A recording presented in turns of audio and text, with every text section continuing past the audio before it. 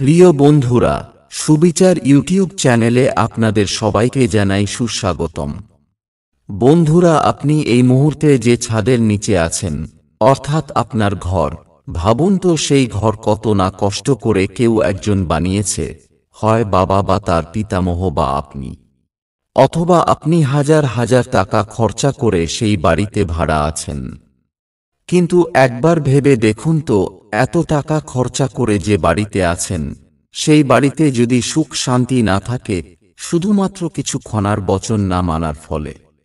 হ্যাঁ বন্ধুরা, খনার বচনে আমরা এরকমই 13টি উপদেশ দেখতে পাই, যা কিনা বাড়ির সর্বক্ষেত্রে মঙ্গলজনক বা মঙ্গল ডেকে আনে। চলুন বন্ধুরা, আর সময় নষ্ট না করে শুরু করি খনার বচনে। জানুন, গৃহের কোন দিকে কি রাখলে আপনার সংসার মঙ্গলময় হবে। প্রথম বচন হল, ঈশান কোণে থাকেন শিব, করবে পূজা জ্বালবে দীপ। অর্থাৎ বন্ধুরা, ঈশান কোণ অর্থাৎ বাড়ির উত্তর পূর্ব দিকটিকে পবিত্র বলে হিন্দু শাস্ত্র মতে ধরা হয়। বলা হয় ঈশান কোণে ভগবান শিব বিরাজ করেন। তাই বাড়ির এই দিকটিতে বাথরুম, স্নান ঘর বা পায়খানা ঘর করা উচিত নয়। এতে দেবাদিদেব মহাদেব অসন্তুষ্ট হন, যার প্রভাব গৃহস্থের ওপর অবশ্যই পড়তে পারে। তাই এই দিকটি ঠাকুরঘর হিসেবে ব্যবহার করা খুবই শুভ। তবে বন্ধুরা, আজকাল মানুষজন ছোট ছোট ফ্ল্যাটে অভ্যস্ত হয়ে পড়েছেন। তাই জায়গার অভাবে ঠাকুর ঘর রাখতে না পারলেও যে কোনো ঠাকুরের ছবি রাখতে পারেন, যেটা বাস্তুর পক্ষে শুভ ও মঙ্গলময় হবে। দ্বিতীয় বচন, লক্ষ্মীদেবী থাকেন পশ্চিমে, সম্পদ রাখো তার চরণে। অর্থাৎ বন্ধুরা, পশ্চিম দিকটি ধন সম্পদ রাখার উপযুক্ত স্থান বলে মনে করেন মহিষী মা খনা। ধন সম্পদের অধিপতি দেবী মা লক্ষ্মী, তিনি এই দিকেই বিরাজ করেন। তাই অলংকার, গয়নাগাটি বা দামি কোনো জিনিস এই দিকে রাখলে আপনার সংসার ঐশ্বর্যময় ও সমৃদ্ধশালী হয়ে উঠবে বলে আশা করা যায়। তৃতীয় বচন, পূর্ব দিকে থাকেন ইন্দ্র, মুখ্য দরজার মূল কেন্দ্র। বন্ধুরা, বাড়ির পূর্ব দিকটি হল দেবরাজ ইন্দ্রের স্থান। এই দেবতা আকাশ, আবহাওয়া, নদী প্রবাহ, ঝড় বৃষ্টির সঙ্গে জড়িত, যা প্রবাহমান বা জীবনের মূল কেন্দ্র। তাই আপনার বাড়ির প্রবেশদ্বারটি পূর্ব দিকে হলে আদর্শ, কারণ প্রবেশদ্বার দিয়ে পর্যাপ্ত পরিমাণ আলো বাতাস প্রবেশ করলে গৃহের প্রতিটি সদস্য সুস্থ অবস্থায় থাকবে। চতুর্থ বচন, দক্ষিণ পশ্চিমের শয়ন কক্ষ, পবন চলাচল মূল লক্ষ্য। বন্ধুরা, বাড়ির দক্ষিণ পশ্চিম কোণটি শয়নকক্ষের জন্য উপযুক্ত। বিশেষ করে গৃহকর্তার শয়নকক্ষ হলে খুবই ভালো হয়। এই দিকটি পবন দেবের স্থান হিসেবে ধরা হয় এবং বায়ু চলাচলের পক্ষে আদর্শ স্থান। তাই গৃহকর্তার শোবার খাট দক্ষিণ পশ্চিম দিকে রাখা উচিত। পঞ্চম বচন, পূর্ব মুখে রান্না করলে অভাব হবে না কোনো কালে। এটা খুবই ভালো কথা বন্ধুরা। পূর্ব দিক যেহেতু আলো বাতাস প্রবেশের দিক, আর এদিকে যেহেতু সূর্যদেব প্রকাশিত হন, যিনি জগতের সকল শক্তির আধার, তাই এই দিকে মুখ করে কোনো গৃহিণী যদি রান্না করে, তাহলে সংসারে খাদ্যের কোনো অভাব হবে না বলেছেন মহিষী মা খনা। ষষ্ঠ বচন, উত্তরে কুবের বিরাজমান, সম্পদ রাখার বড় স্থান। বন্ধুরা, আমাদের হিন্দু শাস্ত্র মতে উত্তর দিকটি সাধারণত ধন সম্পদের দেবতা কুবেরের স্থান বলে মনে করা হয়। তাই টাকা পয়সা, ধন দৌলত রাখার আলমারি উত্তর দিক করে রাখলে ধন সম্পত্তি আরও বৃদ্ধি হয়। সপ্তম বচন, আলো হাওয়া বেঁধো না, রোগে ভুগে মরো না। অর্থাৎ বদ্ধ ঘর কখনোই স্বাস্থ্যসম্মত নয়। কারণ ঘরে যদি পর্যাপ্ত আলো হাওয়া না ঢোকে, তাহলে আলো হাওয়ার অভাবে জীবাণু ব্যাকটেরিয়ার সংক্রমণ হবে, বৈজ্ঞানিক মতেও তাই বলে। ফলে সেই গৃহে সদস্যরা সহজেই রোগে আক্রান্ত হয়ে পড়ে। তাই ঘরের দরজা জানালা সবসময় খোলা রাখুন, যাতে পর্যাপ্ত পরিমাণ আলো বাতাস চলাচল করতে পারে আপনার সুখের গৃহে। অষ্টম বচন, পিঁড়ে উঁচু মেঝে খাল, তার দুঃখ চিরকাল। অর্থাৎ বন্ধুরা, ঘরের মেঝে চারিদিকের ভিটে থেকে নিচু হলে সেখানে জল জমার ভয় থাকে, ফলে ঘর স্যাঁতস্যাঁতে থাকে।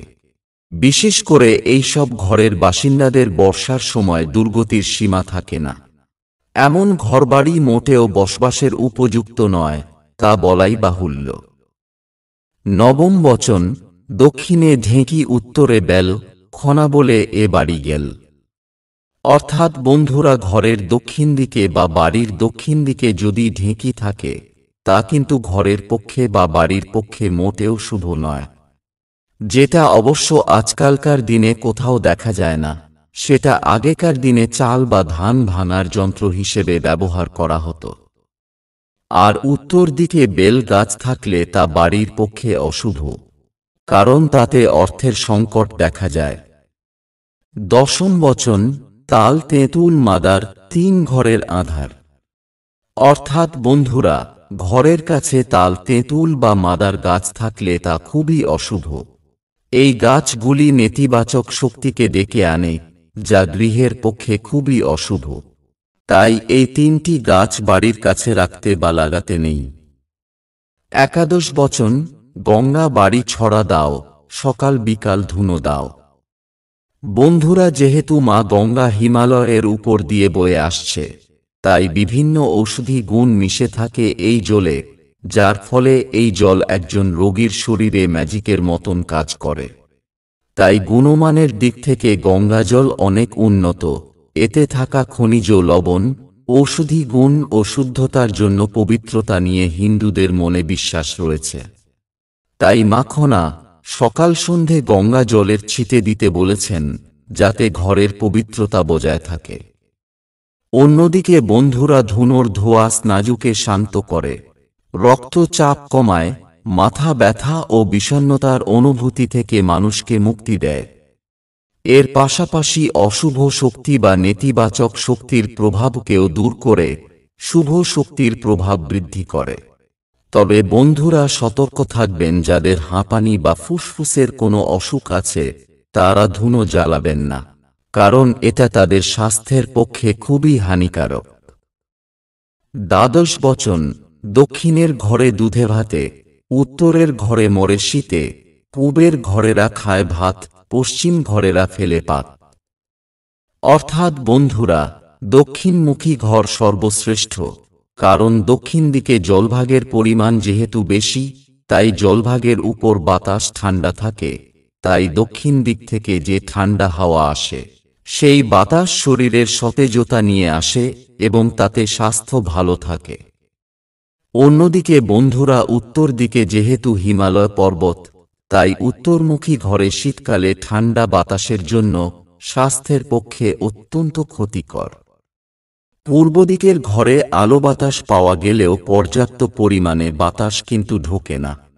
তাই এরূপ ঘরের বসবাসকারী মানুষরা মোটামুটিভাবে ভালো থাকে। পশ্চিম দিকে যেহেতু সূর্য অস্ত যায়, তাই অস্তায়মান সূর্যের তাপ খুব বেশি, তাই সেই কারণেই পশ্চিম দিকের ঘরগুলি দুপুরের পর অতিরিক্ত গরম হয়ে ওঠে, আর সহ্য করা যায় না। খেতে শুতে খুব বিরক্ত লাগে, যেটা মোটেই স্বাস্থ্যকর নয় একজন মানুষের পক্ষে। ত্রয়োদশ বচন, ঘিরলে বাড়ি, সাজাইলে তিরি। অর্থাৎ বন্ধুরা, বাড়িটিকে ফুল গাছের বাগান দিয়ে ঘিরে রাখতে বলেছেন মাখনা, কারণ এতে ঘর দেখতে সুন্দর লাগে, আর ঘরের ভেতর বাস করা মানুষের মনেও পজিটিভ এনার্জি কাজ করে সর্বদা। এছাড়াও এখানে মা লক্ষ্মী বিরাজ করেন, ফলে সেখানে কোনো অপ্রীতিকর ঘটনা ঘটে না। বন্ধুরা, এই ছিল 13টি খনার বচন। আশা করি আপনাদের ভালো লেগেছে। ভালো লাগলে ভিডিওটিতে লাইক করে এই ভিডিওটি ছড়িয়ে দিন আপনার পরিচিতদের মধ্যে। আগে এরকম ভিডিও দেখার জন্য আমাদের চ্যানেলটি অবশ্যই সাবস্ক্রাইব করে রাখুন। ভিডিও দেখার জন্য অসংখ্য ধন্যবাদ।